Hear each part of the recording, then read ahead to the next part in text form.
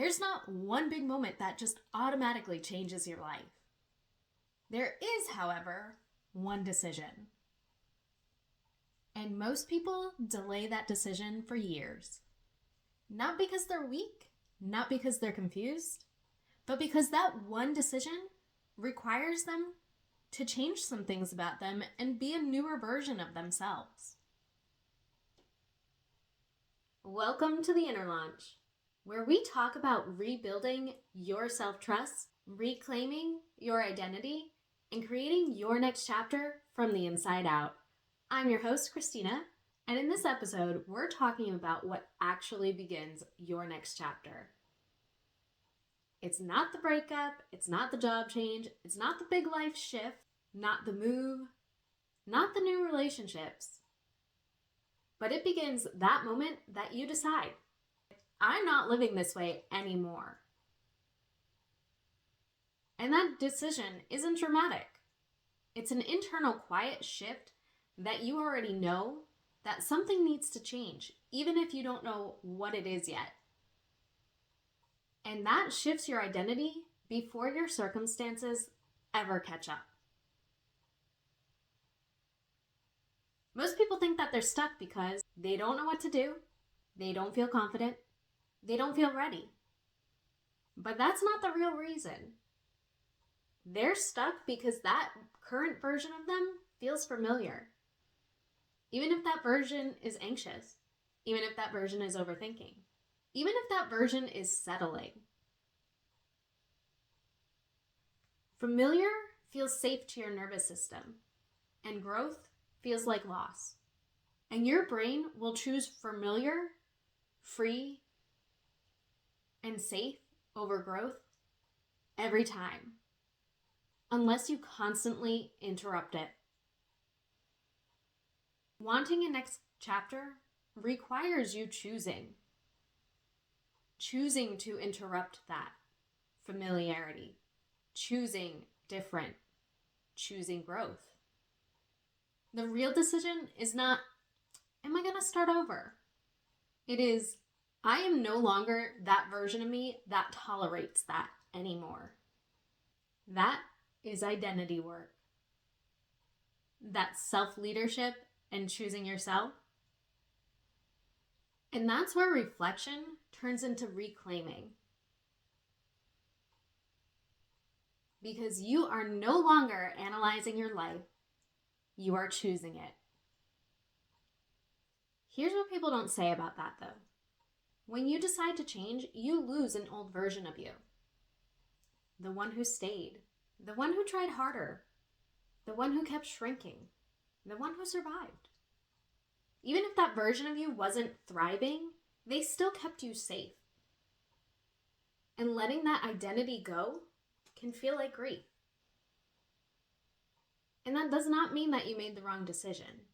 It means that you are evolving. And here's the truth about that. So many times in life, people judge us based on the version of us that they knew. So now when you think about how you're going to change, well, are people going to accept you? That's something that is a real factor because everyone, no matter what, even if they say they're not judging, everyone is always judging to one point or another. And you have to figure out, are you okay with letting go of that control to see how it turns out? And the truth is, some people may grow with you, some people may accept you, and some people may not.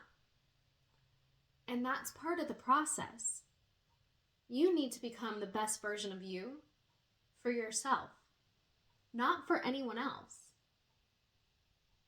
And the right people will stick by you. Those decisions, they create standards, new behaviors, new conversations, and new boundaries. You don't become confident at first, especially knowing that people will likely judge you. That is something that you need to handle. That is something that you need to overcome if you want to grow into the best version of you. You decide first, and confidence catches up. You don't feel ready at first. You decide, and then readiness grows. That's how self-trust is rebuilt, by keeping one promise to yourself at a time. And that may sound like I am done chasing people that don't choose me. I'm done abandoning myself to keep the peace. I'm done pretending that I'm okay. I'm done living in survival mode. And that is the beginning of your rising phase. Not perfection, not clarity, a decision. If you're listening right now and thinking, okay, but how? Here is exactly how. Identify what you are no longer available for. Could be a relationship, it could be friendships, could be staying late at work, it could really be anything, but identify what you are no longer comfortable being available for. Number 2, choose one aligned action in the next 24 hours. And number 3, keep those promises to yourself. That is exactly how self-trust is rebuilt. Not in grand gestures, but in those small moments where you choose integrity. So, a story for me, when that happened and when that's continuously happening, is actually my life dating. So I date now. And so for me, there was a time when I kept attracting the same type of people, or it felt like I kept attracting the same type of people. And what I realized that I needed to do was actually get to the root cause of why. What was I allowing that kept me having similarities in between people? Because at the end of the day, it wasn't the fact that they may have been different people, they may have been found in different places, but I was still going back to what felt familiar. And as much as I tried to set those boundaries, it's one of those things that until you actually say, no, I'm not allowing this anymore, or no, I'm not accepting this, whatever it may be, it continues. And I've gotten to the point where I realize, okay, I need to start thinking about things differently. Why do I keep attracting these people? So I learned the pattern that I was living. And as much as familiarity felt more comfortable, I also acknowledged that if I wanted something to change, I had to be willing to change it. So I sat with that uncomfortableness of wanting to control all the situation because I didn't know how that person would react. It's a learning process. You're constantly learning, like, okay, this person may take this long to respond. That does not mean anything about you. It's not a judgment on you.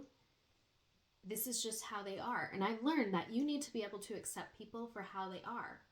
And if they are supposed to be in your life, they will be. That's a very scary thing for a lot of people because everybody wants that love. Everybody wants the attention, the connection. But I had gotten to a point where I wanted the right connection. So I was also closing myself off to those people that may have been right, but more so because I didn't want to sit in that uncomfortable place. So I knew that I needed to make those changes. And this doesn't just happen with relationships. It can happen with work. It can happen with staying overtime at work and somebody saying, oh, you need to do this because this is going to make you get the job that you want faster. Well, if you're not okay with that, if you're not okay having no life outside of work, then you need to say that. You have to be willing to sit in that uncomfortable place and say, no, I'm not going to do that anymore because I respect myself and my time, and I want to be able to have life outside of work. I want to be able to do the things that I want to do. I don't want to just work and not do anything else. And yes, that may cause friction. But if you're getting one life, it's so much better to live it for yourself than to live for the opinions of others and the judgments of others that they may have on you. One of my favorite quotes is, "What you're not changing, you are choosing." So if you're not happy with a situation that you're in, you need to get to that point where you say, "I'm not tolerating this anymore." Because as long as you are allowing it, you're not changing it. What you are changing, you are choosing. I'm going to give you my other favorite quote too. Fear and faith are manifested the same way. What you focus on is what your outcome will be. So focus on the positive, focus on the change, focus on the good change that you can create. Because you can create that change. You just have to be willing to make that decision. Nothing changes overnight, but everything does change internally first. And that is the real beginning. Your next chapter isn't waiting on more clarity, more validation, more certainty, or someone else's permission. It's waiting on that one decision of choosing yourself. The decision to become that new and best version of yourself that you can be. That is the version of you that moves. And once that decision is made, your life reorganizes around that decision. This is your reminder that you don't need to have it all figured out. Change doesn't come from rushing it. It comes from paying attention and choosing yourself, even in the small ways. If this episode resonated with you, share this with a friend who's standing on the edge of changing something in their life. And if you're in the middle of your own reflecting, reclaiming, and rising, this is exactly the work that I do inside of my coaching program. Because your next chapter doesn't begin when everything feels safe. It begins when you decide that you are no longer staying the same anymore. So keep choosing you, even in the small ways. And this has been another episode of The Inner Launch. I'll see you in the next episode. Bye!